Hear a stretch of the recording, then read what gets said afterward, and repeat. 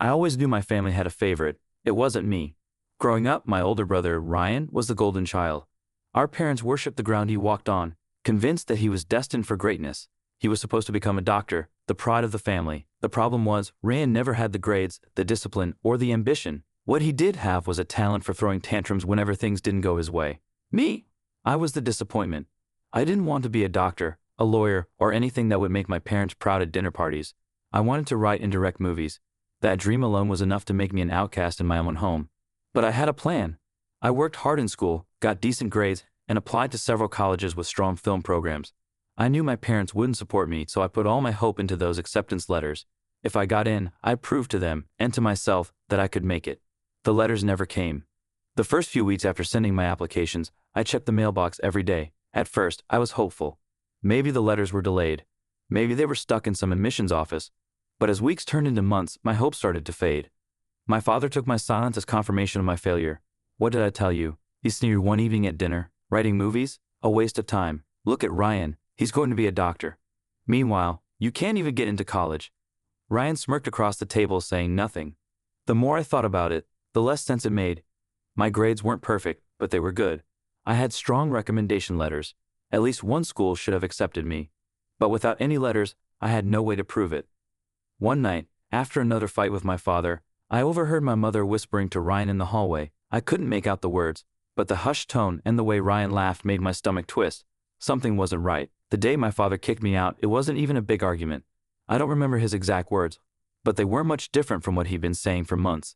He called me useless, a disappointment, a failure. Then he told me to get out. I didn't beg or argue. I just packed a bag and left. For the next year, I slept on my best friend's couch. I took whatever work I could find. Odd jobs, labor gigs, anything to make a few bucks. It wasn't enough. Some nights, I went to bed hungry.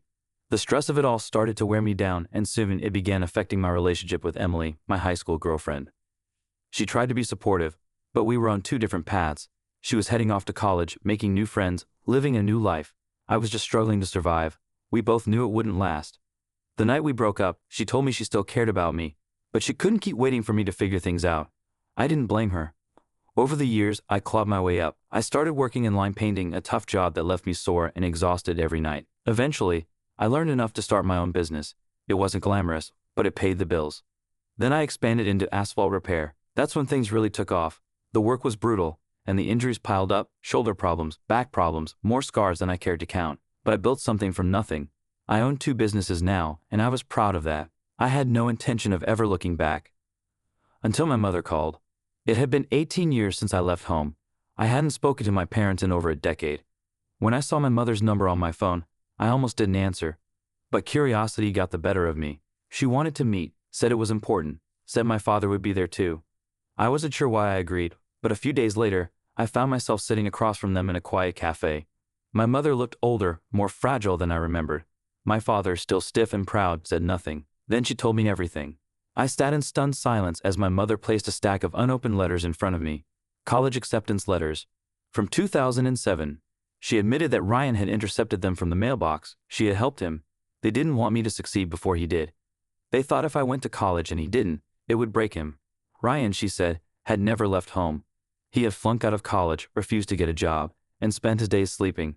A few years ago, he even got arrested for assaulting his barber. The irony? Ryan was bald. I'm sorry, my mother whispered. We were wrong. They wanted to start over. They wanted a second chance. I stared at the letters, my hands shaking. 18 years of struggle. 18 years of thinking I wasn't good enough. They had stolen my future, and now they wanted to apologize. I looked at my father, the man who had thrown me out like trash. He didn't say a word. I looked at my mother, the woman who had chosen my brother over me. I looked at the letters. I could forgive them. I could let go of the past and try to rebuild a relationship, or I could walk away. I thought about the life I had built, the struggles I had overcome. I wasn't the same desperate kid they abandoned all those years ago. I didn't need their validation. I didn't need their love. I stood up, leaving the letters on the table. I'm not the one who lost something, I said. And then I walked away. For the first time in years, I felt free.